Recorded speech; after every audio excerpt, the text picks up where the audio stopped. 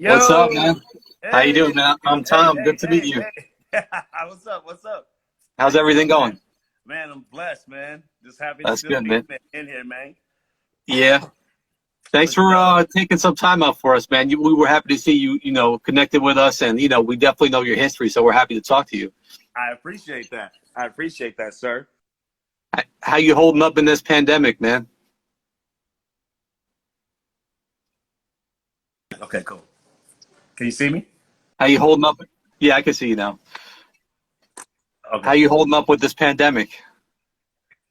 You know what? I'm good because I was already keeping a tight circle anyway. You know what I'm saying? Yeah. I'm just studio, food, gas. That's about it. There you You know what go. I'm saying? Only thing I miss is record store shopping and my Adidas shopping. Yeah. Record store. There you go. That's the way to go right there. Bro, Vinyl. I miss but I've been doing, Amazon shit, so it's still all good. Where are there record stores left? Amoeba, are you kidding me? Yeah. Amoeba, LA, baby. Yeah. That's dope, Oh, man. it's a big one. Where are I'm you? out here. I'm out here in New York City, so there's definitely Oh, a few left here too. oh, are there? I didn't know if there were. Yeah. Okay. So, but Yeah, Amoeba's a big one. that's dope. That's dope. Mhm. I want to talk to you. I want to start talking about some of your history first, and we'll work our way forward. Okay. Let's start in the beginning. I know you were an artist first. Before you became such a successful songwriter and producer. As an artist, how did you originally get your start? And make your way through the industry as an artist. Okay, let's see. Where do I start? Wow. I think it all starts with the foundation of what you hear first. So my first things that I heard that probably influenced me was easily Sly Stone. My father was playing that Sly and the Family Stone. In the late '60s, early '70s. I was a little kid, so that's the first thing my spirit caught. You know what I Right. mean? And then enter the Jackson Five, and it's a Yeah. rap. You know what I mean? So like young Michael Jackson with that voice Right. and that energy, yo, I to me, it was magic. It was really magic, Yeah. and it captivated a young me, 5, 6 year old me in 1970, 71, 72. It seemed like they were on another planet where they had a cartoon and they were doing these records and Yeah. everybody loved them. And then on Saturdays, you see people, grown ups dancing to their stuff on Soul Train. It was just seemed like a whole nother world to a kid in Kansas. You know what I mean? Like that seemed like and it was miles and miles away from my existence. Yeah. So that was my first. And and hearing Michael do solo joints was important, like stuff like Ben, where it was just focused on him and his voice, like Ben Yeah. or Got to Be There. I think that affected me too, because I remember when I was a kid, like singing along with those and thinking that I needed to be doing that as well. Yeah. That's Hmm. dope, man. So how did you even, I mean, we know you from your hit songs over the years and stuff you've written and produced, but how did you even get in the position to work with so many successful artists and get a chance to get placements early on? Wow, that's a good question. And like I said, when you're in Wichita, Kansas, you're already starting out Yeah. kind of desperate. Yeah. You know what I mean? You're like, what in the world do I have to do to try to get my foot in any door? Yeah. So for me, luckily, I think the training ground was church for sure. My church, what up, St. James Missionary Baptist, is where it all started. Mm. Where you start to put into principle what you hear on records. Right. Now you can see people playing music, like Cherry Dennis was playing piano and my people were playing drums and bass around me. So all of a sudden it's like, oh, this is how you make the sounds that are on the records. Yeah. You make that connection, right? And then the next thing I did was, well, I gotta get involved. I want to play, and I think Right. my natural inclination was to play keys because it was just seemingly the most fundamental thing to do. So I didn't start doing that till like I was about 10. So like Right. 1976. I was 10 years old, and you just, start messing around trying to play, simple stuff like Lean on Me, like, little Yeah. simple shit. I think it was in the next year in 77 when I was 11, where all of a sudden, like, it just became like I don't know what, some people call it a calling. Some Okay. people call it an epitome. I mean, not epitome, epiphany. And I Yeah. think I had that in '77 when I went to my first real recording studio to do a demo with this little group I was in, a gospel group I was in. And I was the youngest one out of all of them. They were like 16, 17, 19 years old, and I was 11. 11th, wow. Okay. So, but my little playing key skills were, developing, we'll say. I was horrible. And, but I understood the value of learning how to structure a song, learning how to write a song. And so they let me write one little thing. And I remember I got to get on the mic and sing it. So to an 11-year-old, when you put those headphones on, you got that big reverb, you got an engineer, like you see on TV, you know what I mean? Like, oh shit, this is like on TV where they got the engineer and you got the headphones, you got the mic, and you cut the track, and now you're overdubbing your lead. I thought that was it. You know what I'm saying? Right. My voice hadn't even changed yet. I was 11. So I did this song called King of Kings. I think it was written by Andre Crouch. Wow. And I did that, and then the engineer thought I was a girl, and that was devastating. That's crazy. He said, "Tell her to move closer to the mic," and I was looking around like, "What the fuck?" And he's talking about me. Yeah. That was devastating. But after we got the tape back, we made a freaking 8-track of that joint, yo. Whoever has that out of everybody from Wichita, if somebody got that Determinaire's 8-track, yo, I will buy that.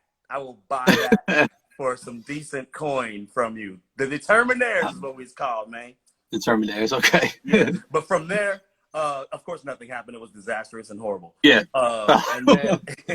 And then I got a little bit more serious, and then things start changing in the culture. Like all of a sudden in 1979, when I'm 13, 14, I'm really listening to things like Shalimar and Jody Watley's harmonies with Howard Hewitt, and how those blends were so immaculate and ridiculous, and that those productions were punchy and funky, right? That's Leon Silvers. I try to talk to him once a week if I can, right now, just because it's like a guru, same as Jimmy Jam and Terry Lewis. But I don't want to get ahead of myself. But here's the thing: that was a whole nother turning point, because it said, you got to be concerned with sonics and how the track sounds and the drums and the keys and all that stuff. So I would say, like, when I went back in the studio again for another serious demo, it was 1981, and I was 15. Okay. Wow. So now I'm in charge, and I got a band. It's me and these adults again, like all adults, and I'm just this 15-year-old kid, but it was my show, and I got the money together and paid for those sessions, and that was my first real producer energy, was what that 15-year-old did. But that was a very important thing as well. 1981, and then we had changed the group, singers in the group, and it was like more honed into what was happening. Now, here's where the most important thing happened. The Clark sisters happened at this time. Yeah. 80, 81, they had out You Brought the Sunshine, man, and these My Living in Vain, 79.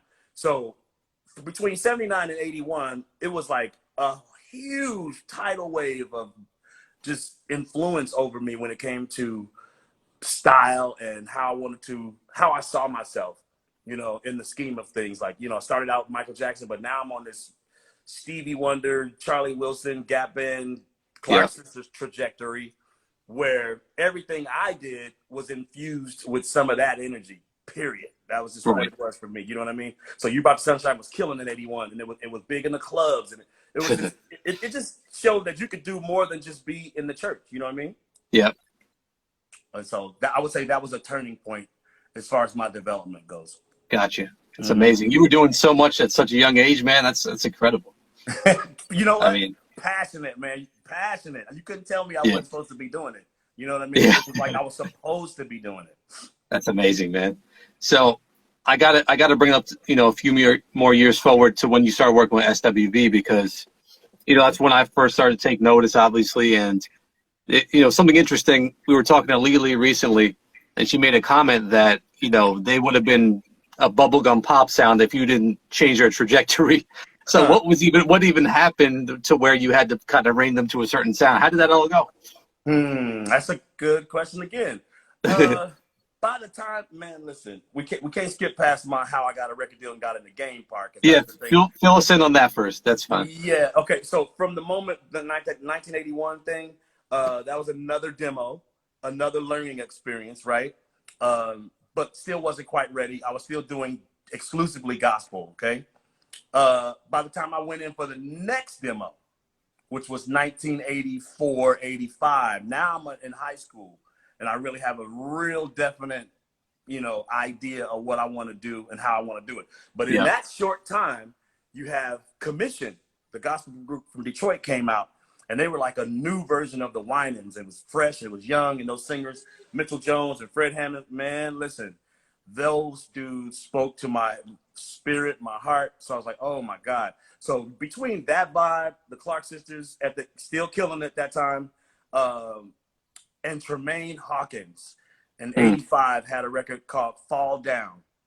Man, listen, it was a funky club joint, right? And I was like, oh wow, you can really do and the Winans was on a nice trajectory, being produced by Quincy Jones and managed by Quincy. So I was like, wow, this whole gospel thing can really do a mainstream thing. Clark sisters had started it out with You Brought the Sunshine, and Tremaine picked it up with Fall Down, and the Winans was killing. I was like, man, I think we can get a record deal.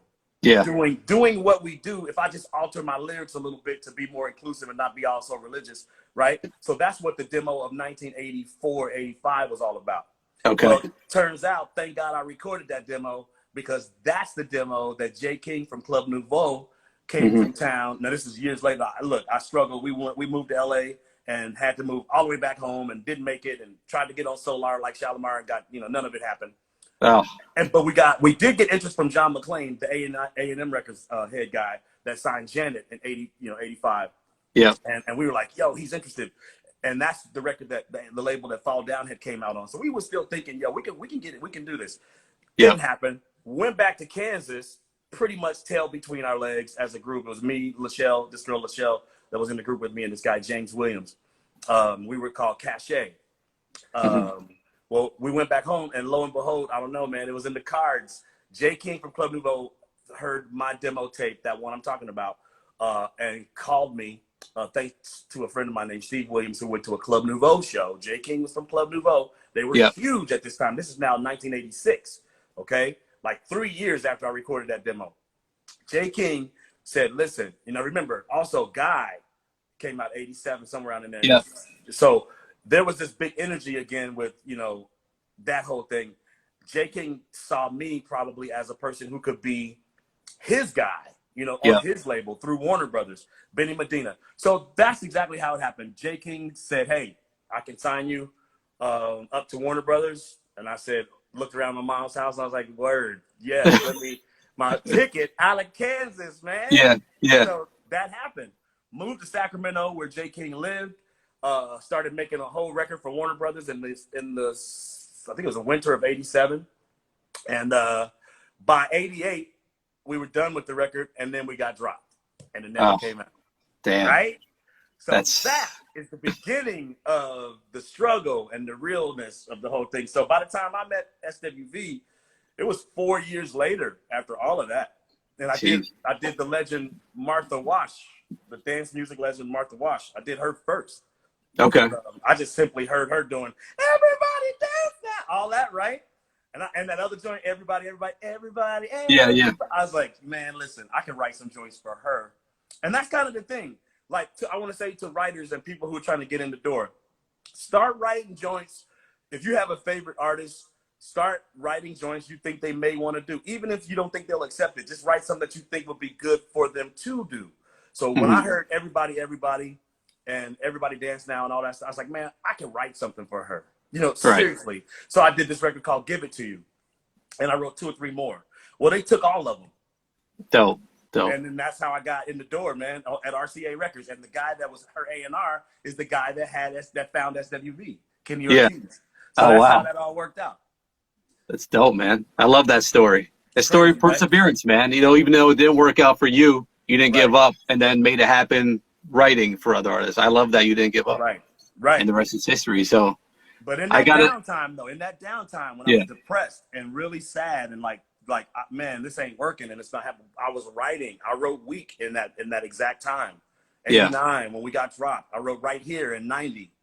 So listen, never stop creating is the real story. because I didn't know that the turn of events was going to. I thought the Martha Wash thing was going to blow up because she was huge at that time, Right. and I didn't know anything about an SWV through that process. Right. They didn't exist yet. So, but when I heard them and Kenny Ortiz sent me a tape of them, man, Lily was right. I was like, wow, it's kind of like all over the place. But Yeah. I hear Coco's potential is so strong that it spoke to me. It spoke to me in a deeper way. Like, I was like, man, she's the Shirley Murdoch to my Charlie Wilson. I feel it. I feel it. She really is. And she had it naturally without, it wasn't forced. It was just a thing she had. You know what I mean? And I was like, I could tell if I got in a room with them, I would be able to direct that. Right. And that's exactly what happened. Well, let me ask you about Week specifically. So, first of all, you said you had written it years before you met the group. You know, the thing when I think about that song, you know, it's just such an expression of emotion that is undeniable. Like, it's like you hear that song and you feel it, which is what I love about it. And that's why it's a timeless classic to this day. But I don't know, you know, I read Wikipedia. I don't know if these facts are all right, but that song was written with Charlie Wilson in mind. Is that true? Absolutely. That was when I got dropped from Warner Brothers, I was like, man, I got to get some songs placed on somebody. And of course, my wheelhouse and what's easiest for me to write from my heart would be something that's like what I come from. I'm from the Midwest. Charlie's from Tulsa, Oklahoma, man. That's my heart. So I wrote something true to what I was experiencing at the moment. The Shantae Moore energy over there, that she was also in Sacramento, and it was a little energy I had there. So I was like, you know what? I'm going to channel that energy into this song, and I want it to be for Charlie. So to me, at that time, the Gap Band had a record out called Wednesday Lover. Yes, yes. And I absolutely love that record to this day. So I was like, whatever I do has got to be as good, at least as good as Wednesday Lover, is what I was thinking. Yeah. Wow. And thank God that it was. But did he get a chance to hear it, though? Or did he ever? No. You know what's crazy? It almost went to Bobby Brown by accident because in the time frame that I was just struggling, remember I wrote that in 1989, like 90, 91, I got this television gig doing the American Music Awards with Bobby Brown, thanks to my friend Dennis Austin in Sacramento. And then Derek Allen, a bass player in Sacramento, was Bobby Brown's MD. So I got the call from Dennis to come down to LA because they needed somebody that could play and sing. Now, Bobby Brown is huge at this moment. We're talking that whole Every Little Step, My Prerogative, all of that stuff, right? So I get the job. I get the job to play keys and sing on the stage with him at the American Music Awards. And so somehow it circulated. By the way, Week circulated like a mixtape. Like it circulated around the hood, man. Like, really? Listen, people knew about Week before they ever knew about me. Like because it circulated, and people was lying, saying it was them singing, and all kinds of shit was happening with that. But long story short, I played it for Derek Allen, I think, in the rehearsal of Bobby Brown's rehearsals or something. And Bobby was like, "What is that? Get that to me." So Derek was supposed to physically get it to him in Atlanta when they went back to Atlanta for whatever they was going to do. So, or the next album or something like that. Never happened. And that's when all the SWV stuff happened when I went back home in 92. 91, late 91, going into 92. Yeah. Well, what was that situation like? So SWV at the time, we know them as legends now, but back then they were brand new artists who we didn't know if they were going to blow up. So you had this song, which was written, which you knew was amazing. You presented to them. What's the process like for you as a songwriter producer presenting an artist with your song? Did they take to it? Like how did that whole thing go? First of all, I never presented it to him. Oh, really? Really? Okay. Honestly, I was holding it back for myself. I thought I was gonna do a solo thing at that time. Oh, wow. And how Kenny Ortiz heard that was completely accidental. Oh. There was a guy who had worked back in my J. King days with Warner. There was a guy named Jeff Bowens who had worked for Jay in his office, really cleaning up the office like a janitor cleaning up the office. And he grabbed a tape of Week, me singing Week, my demo of it. And story goes, Kenny Ortiz was he lived in New York, but in this particular moment, he was in LA at the RCA offices meeting with Skip Miller, rest in peace. And he walked by Jeff's cubicle or whatever and heard Week playing. And he's like, "Whoa, what is that?" Now, by Yeah. this time, Kenny Ortiz is very, very familiar with my voice because I've done all this Martha Wash stuff, and I've done, and he's heard me sing, right? So he kind of knows my voice. But he's walking by and he hears Weak playing, and he goes, "Wait a minute, man, that sounds like Brian Alexander Morgan." And Jeff was like, "Yeah, that's who that is." Yeah. And Jeff had known me in the J. King days, and so Kenny calls me like, "Yo, you've been holding out on me, yo. I told you I got these girls. I need this song. I need this song for these girls." And I kind of resisted it. I was like, "Oh man, I don't know, man. I think I want that for myself." And he offered some money for the demo or something. I think like nice little piece of change to do the demo. Yeah. He said, "You coming back to mix Martha anyway? Why don't you just demo it on them while Yeah. you're here?" And that made sense to me. And I was like, you know what? It can't hurt. They sound great. So, I'll get paid a little money and we'll see what happens. They recorded that and they got that whole record deal after that. Wow. Wow.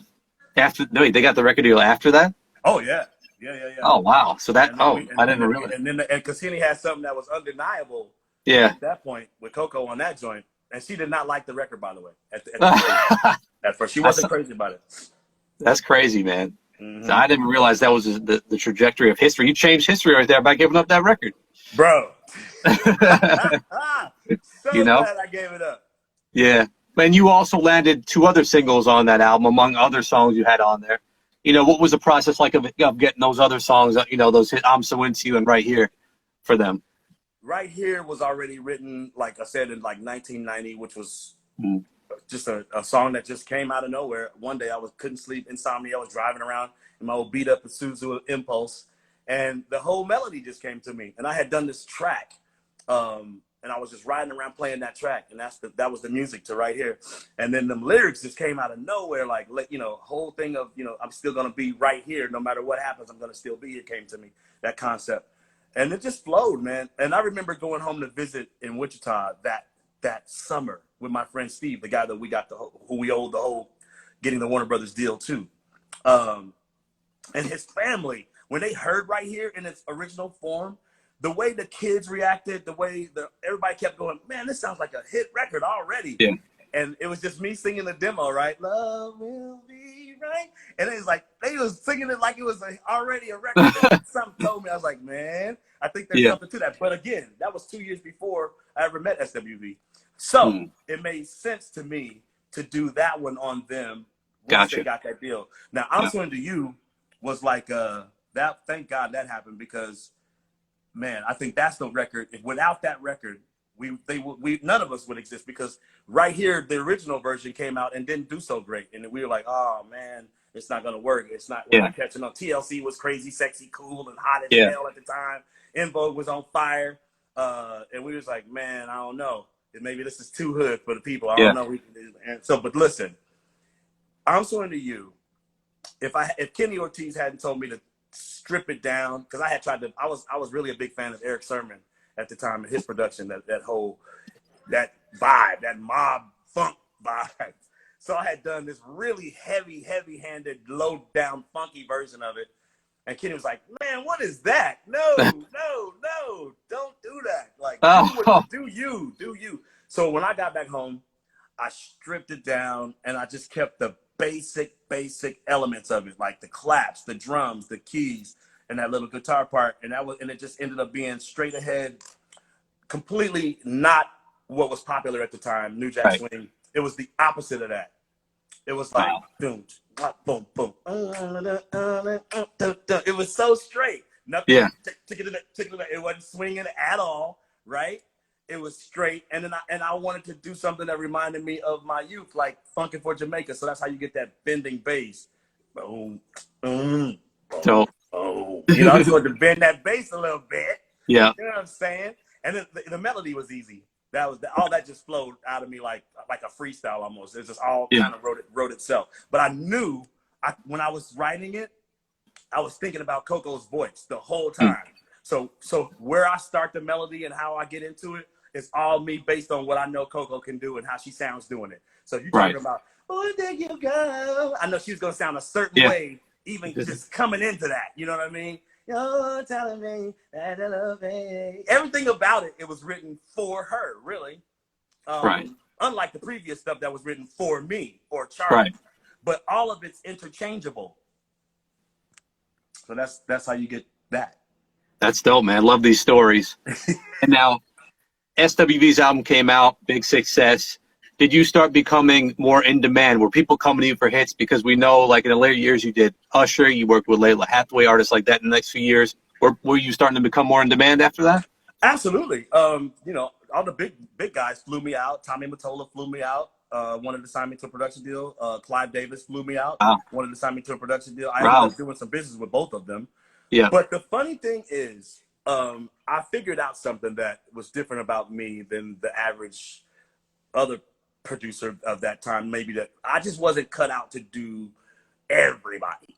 Yeah. You know, I couldn't do what Babyface and them do. Like they could write for anybody. I'm not. I've never been that guy. My style is a very specific style. So Usher and Layla styles lent itself to my styles, but Right. I couldn't do Tony Braxton to save my life. I couldn't do Mm. you know Wow. I couldn't do those type of records, man. It's just like I'm a particular spoke in the wheel, I guess you could say. Right. And if your thing lends yourself to it, it's gonna be awesome. But if it doesn't, I can't do it. You know, that's a gift that Face definitely has. In general, like he can write anything for anybody. Look at that Eric Clapton joint. Look at, I mean, come on. Yeah. It's crazy. But I mean, I know where my lane is, and I stay in it, and I still try to move forward in it, but I kind of stay there. Got you. Now, take us to the next SWV album, New Beginning. So, what I actually wanted to ask you about this, you did some great work on the album, but you didn't have one of the singles on there. So, as a songwriter and producer, is that a humbling experience? You know, was there an expectation that you would once again get one of the singles? Like, how does that make you feel? Devastated. Yeah, was it really? Yeah, that was quite a blow. Yeah, and not just to my ego, but to my heart. Yeah. Because you come out the gate with 3 million on the first album, and they had 7 singles, and I had 6 of them. Yeah. That was pretty hard medicine to swallow. Yeah. And of course it came out of nowhere. I was blindsided by it. I didn't expect it, didn't understand it. And it's not like I didn't write things that could have been singles, like Fine Time or What's It Gonna Be on that album. So, but hey, at that point they had management that was questionable. And that was probably more of a management move. And I understand that she wanted to make sure their pockets were fat too. I get it. But I don't know if you do that to your detriment. You know what I mean? Right. And then call the album New Beginning, which is like a knife. Like, Yeah. really? Yeah. What's wrong with the original beginning? Yeah. Industry politics right there for you, man. Bro, it was, oh man, that was devastating for me. But it was cool. I mean, I made it through it. It was at a time where, I don't know, it was other things to do. I was like, let me just do some other stuff. You know, that's how I ended up doing the Layla and the Usher, and it was all good. Right. And luckily for us, you came back on the next SWV album, Release Some Tension. You had the single Rain, which is one of my favorite songs. Such a soothing, relaxing song. You just put that on and, immediately feel chill. Like, what was the process of working on that song? Word, thanks. Oh, man. Well, yeah, there's a story there, too. But long story short, thank God Layla, being the genius that she is and a jazz person, an all-around badass, she just said, hey, have you ever heard this guy? And she put on Portrait of Tracy. Man, when I heard that do-do-do-do-do, I was like, oh my God, if I ever use that in something, it's gonna be some real shit. And that was 1994 when we were doing Layla's Let Me Love You joint. And I forgot about it. I forgot all about it for a few years. And then one day I was taking a shower and the whole hook of Rain just came to me out of the blue, just like random as hell. The whole thing, I heard it in the key it was supposed to be and everything. Rain down on me, let your love is all like rain down. All that came to me in the shower. And I was like, yo, if this song is in the same key as that Jocko piece thing, it's like something's telling me this is supposed to be a thing.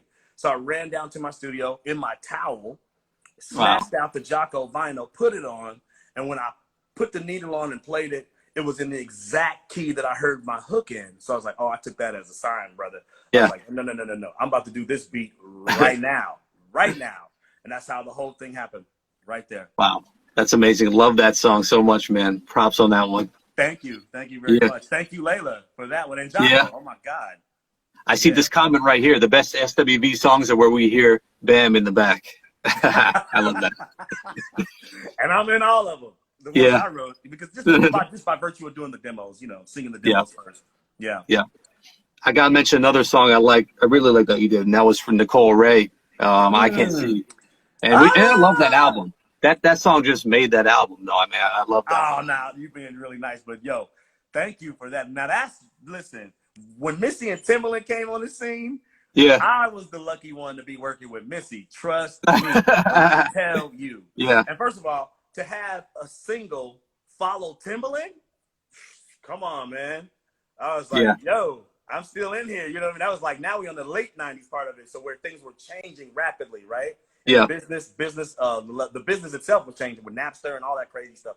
So, yeah, but Nicole, once again, when I heard her voice, I had the same feeling I had with Coco. Like, ooh, there we go. Another one of them voices that gives you that thing. She cuts through with this tone, and it's like, ooh, wee. And then Missy, being such a genius herself and also a visionary, she was just like, she called me. She's like, you got something for Nicole Ray? And I was like, I will. I'll have something. And trust me when I tell you. And then also Cynthia Loving, who's also known as Little Mo, was blowing up at the time as a writer and singer. So it was like, it only made sense for me to do something with her. So I think they flew Little Mo to my house in Sacramento, and we banged out I Can't See. Nice. And I'm definitely in the backgrounds on that one too. Yeah. Love that, man. Love it. You got to mention a song that came a few years later, but that was when JoJo covered Weak. And God, at such a young age to put on that vocal performance, we always thought it was amazing, but what was your feeling on that one? My feeling was when Vincent Herbert called me and was like, yo, listen to this. And I was like, listening, and I hear this girl's voice, and I'm like, yo, that's crazy. Who is that? And he said, this young girl. And he said, she's 13. I was like, get the fuck out of here, man. No way. He said, and she's white. And then I threw the phone. Damn. He said, and B, get down here right now, because you got to come record this joint. Yeah. Record her and work on her. So, and that's how I ended up on that, man. It was just, and even that early, all the way back in 2005, the girls' SWV's thing was already coming back around. That's already that soon. You know what I mean? Wow. And JoJo absolutely murdered it, as you can see. Yep, absolutely, 100%. Mm-hmm. I saw someone mention the song you did with Eric Benet, "Dust in the Wind." Do you remember about that one? Check you out. Yeah. That was another amazing blessing. Eric Benet is one of the coolest individuals that I know, and humble and just a crazy, ridiculously good guy. Allison Ball Gabriel was working at Warner Brothers at that time. What up, Allison? And I had already done some stuff, I think, with Something for the People. What up, Sauce? What up, the whole crew? Something for the People crew. What's going on, guys? Rashad. Right. And I was already comfortable in their world. Like, you know, they had Something for the People, and I loved Something for the People. And Trina and Tamara, the writers that they worked with, who became a thing to a group themselves. Man, listen, I was comfortable in that world. So Eric Benet was already doing killer records. He'd been doing fine. I just thought, man, you know what? I never done anything with Allison, at Warner. Let me submit something. So I did the demo to Dust in the Wind myself. Nice. Sent it to Eric, and he heard me. He's like, yo, yeah. He's like, doing this. The compliment I think that he pays most to me is that he really stuck true to the demo, like even on the ad-libs, and he don't need no help with nobody's ad-libs, trust me. But he stayed really true to my demo, and I love that record. I love him on it. And that was a gold album called A Day in the Life. Dope. If anyone has any questions, definitely drop. I'm trying to keep track of some of these questions people are asking as they come in. Feel free to drop them. I'll look out for them. Okay. In the meantime, I just got a couple more for you myself, but I wanted to ask, you started out, in like you told us, in the early 80s, late 70s, we're listening to music, and we're part of the game basically through the late 80s, early 90s, all the way up till today. I mean, decades. How did, as music was evolving, because music changes so rapidly Right. especially these days, how did you have to adjust, as a songwriter and producer? How did you have to do things differently to keep the same level of success you had earlier? I think the one cool thing about me is that I've always been a person who was a natural DJ. From the time I was 12, 13, I was playing records in my lunchroom for the little white kids, you know what I'm saying? I was always trying to play records for people and DJ and be in control of what people were listening to, Yeah. and then getting an instant reaction from what they thought about whatever I was playing, right? So that flowed right into my, my producer career, in that I was able to have turntables and gear and a mixer. And so I've always been a DJ kind of quietly on the side, like always. And then I started playing out when I was in Sacramento. I started getting my chops wet, doing some hip hop stuff, doing some house music stuff. And Yeah. I was like, all the way from the late 90s all the way up, I was really all about house music and all about playing DJing, if I could, some hip hop shit. So I think DJing is the key. That's how you have to know what people are fucking with. You know what I mean? Right. It's not really just all about what you like. It's about what the people like and why do they like it. Right. What's working. So as a DJ, you're going to always be playing what's already hot because you want to make the crowd and people stay on the floor, right? Right. So it's almost like a forced pay attention thing. You got to know what's happening, and you got to stay kind of somewhere near it. Not always copy it, but stay somewhere near it. Gotcha. That was the key for me, at least people that I don't know. I'm speaking for myself. Yeah. I think that makes you more, it's not about how old you are. It's about how in tune you are. Right. Gotcha. I want to take this question here from Rel Cox. How did the different versions of SWV's Always on My Mind come about? I noticed the album version is different than the video version. That's a good question. Oh boy. Okay. So check it out. So on the album version, Coco was definitely not feeling me doing too much. Like, don't be doing a zillion runs, trying to out-sang her and all this. And I totally could see that. And I was really conscious of it. Like, since it's not fair, since I'm writing it, you know what I mean? I'm telling her what to do, and then I'm doing me. It wouldn't be fair for me to do, be all over the place and then have her do something basic. So I did the opposite. I wrote my part on the album version so simple and straight ahead. Girl, I never thought I'd find someone to love. And I didn't do a whole lot really else. I just kept it straight. But when they decided to do a single of that and a video, I was like, can I go back and do what I really would have really normally done?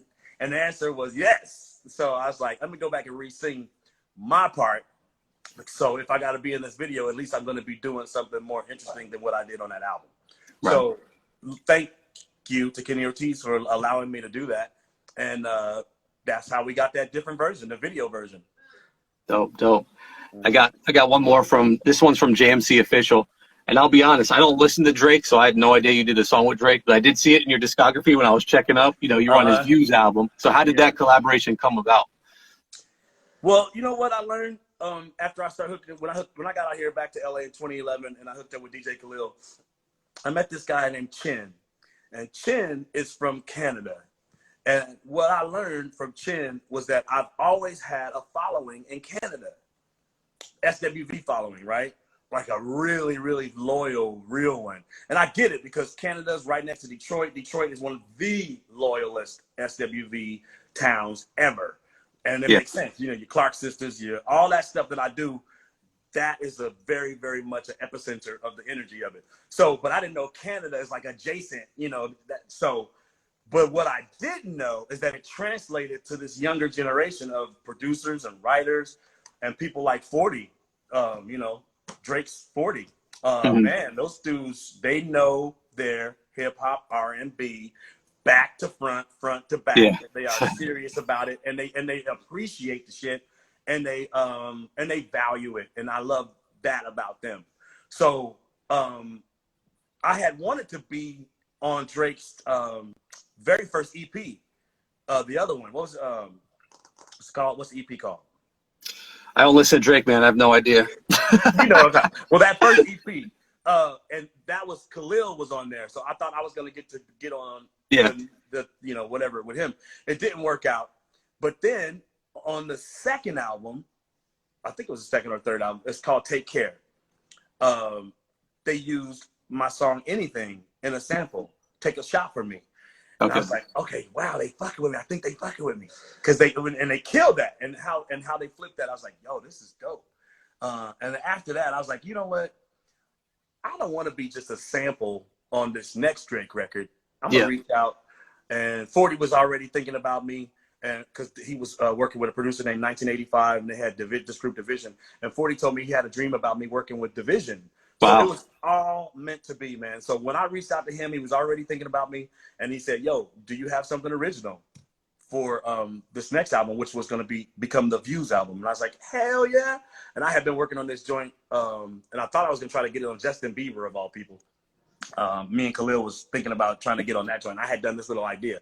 Well, that little idea ended up being what they used on the song 9 on the Views album. So I got production and writers, and I was like, yes, original shit. I want to let people know that I'm still here. I'm not just like being sample. I'm getting sample all the time, and that's great. But I'm also still doing, new shit. That's how we get to the Khalid record because of 1985. You know that one? You know the one called On the Way? I've heard it. Yeah, I don't listen to Khalid though either. Sorry, man. Well, that's my new shit, man. You gotta. I heard that. I know that one. Okay. Well, that happened because of my relationship with really 40 and then into 1985, the producer. Got you. A lot of Drake hits and Division. Dope. I gotta take one more, and then I'm gonna ask you to bring us up to date what you're currently working on. But I gotta take this one more because I really like it. This from my guy, the boy Wonder. He said, "What made you and All Star go back in the lab and do a Right Here remix? You could have just said Right Here flop and let's move on." It wasn't me. It was Kenny Ortiz and his idea to do the Human Nature flip of that. And I gotta say, gotta give Kenny props on that. He was constantly thinking of ways to flip shit, and that's kind of his genius. He was all about flipping shit. So I have to say that wasn't my idea at all. It was Kenny Ortiz's idea, and thank God. And that's the same guy that found Pharrell and Chad too, by the way. Yeah. The Neptunes. So his ear was impeccable. He was on fire. He found me. He found Pharrell and the Neptunes. He found SWV. He deserves all the props in the world for all of that. And then all the way down to finding All Star and knowing that he was the right one to do the beat on that record. So, hey, I was just happy and grateful. It gave Right Here another shot, and it also proved that melodically and lyrically it was still strong. Right. That's awesome, man. Hey, you know what? Lately it seems to be all that shit still work. You know what I'm saying? Who knew that it would just work with Human Nature, in the background? That's crazy. Thus creating the whole form of a genre called mashups. It's nuts. Wow. Right? Rest is history. And Love that it. joint with the number 2 pop. Damn. Okay, gold single, number 2 pop. Yeah. And a number 1 R&B album, and man, it was right on the heels of Week going platinum and going a number 1 pop record. Those girls were on fire, and that was on the heels of I'm So Into You going gold and going to number 6 pop. So they weren't just a black thing at all. It was definitely a pop and a real success. It's amazing, man. So much respect for your, history with SWV and some of the amazing work you've done. Thank you so appreciate much. all the stories you've shared with us. Amazing stuff. Wow, thank you, man. No problem. I want you to take us up to date. What are you currently working on? What have you been up to lately? Well, somewhere in that whole time period when I moved from Sacramento to here, I got a really cool relationship going with several hot producers that I love. DJ Khalil is one of them, one of my heroes out here, man. And right now I'm working with Deputy. He did Bitch Better Have My Money for Rihanna. He's got so many records. He's got the J. Cole relationship. So I'm all in the mix with young, hot producers that are cutting edge dudes that are not trying to do the same old. And so we're cooking up all kinds of stuff. Gordy Max is another dope young producer that I'm working with right now. So what I like to do, I do my keys and I do everything that I do, and then I'll turn the beat over to them. Just because, like, hey, they can always come from a different perspective than me. Yeah. I'm not saying I don't do beats, because I still do, and I appreciate what I do. But I'm really always curious to hear somebody's take on my keys and how they would approach, how would they approach. Same thing with 1985. So and I love vinyls. Vinyls, another one, crazy. So I just try to keep myself circulating amongst these young dudes, man, with keys and ideas that they don't necessarily get from other people. You know what I mean? I think it's because I'm seasoned, let's call it, that they can get certain flavors from me that they might not get from others. And it ain't always just church chords either. Like, that's one way to go. But I'm quirky, man. I have a different way of thinking about things. Because I like dance music and house, I'll approach things all kind of ways. I like reggae. I like all kind of shit. So, and jazz and pop. I love early 80s pop. I dig the whole yacht rock shit. You feel me? The Michael McDonald, the Kenny Loggins. So I'm going to go so many directions on you that it's going to be up to you to keep up. And if you do, we're probably going to do some dope shit. And so right now I got lots of stuff in the works with the very people I just said, Deputy, Gordy Max, even me and All-Star back at it. Trust me, we got some shit in the works. But more than importantly than all that is that, don't sleep on my Faith Evans joint I did called Incomparable on Faith's album from 2015. Yeah. And my Tamar Braxton joint I did called Never. Yeah. 2016 joint. Check those out. A lot of people mixed those. Those were good records. Shout out to Candace Boyd wrote that with me. The Never joint for Tamar. Thank you. Shout out to Ashley for my time with her, my old manager. Love Priscilla Renee, another ridiculous writer. Love Blush, amazing writer right now. You see what I mean? Like, you got to stay in the mix with people that are not only feeling your vibe, but on your wave and are cutting edge and keep trying to move it forward, man. So, like, that's what I tend to do. I stay in that zone of producers and writers that are moving it forward, moving the culture forward type of way. Right. That's what I do. That's and you want to hear a joint that I'm really an example of what I'm talking about? Yeah, of course, man. Let's hear it. Let's hear it. I'm gonna play it right for you. I sent it to a few people. Okay. To work on the beat, but I like sending it like this because you don't know what kind of beat somebody's gonna do. You know what I mean? Yeah. But I wrote this joint in 2011, man. And sometimes my stuff sits around a while, and I let it like marinate, right? Yeah. It's called Live Without You. Check it out. And I ain't got no words to it or nothing. It might be on Charlie Wilson because I'm kind of working with them right now too. So, but it's open, wide open. But listen to this joint.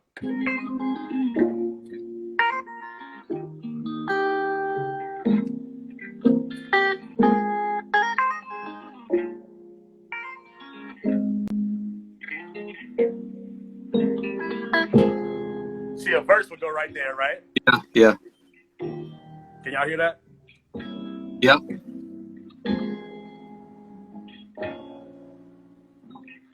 Watch this hook, though. Charlie would be singing right now. I hear Charlie on this. I can hear it.